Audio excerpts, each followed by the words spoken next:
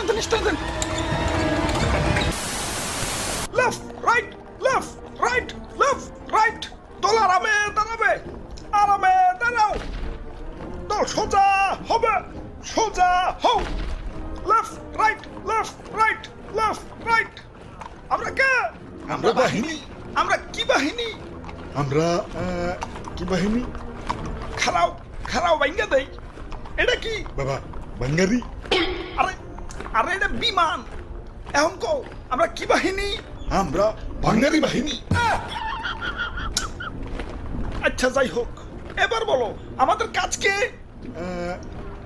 আমাদের কাজ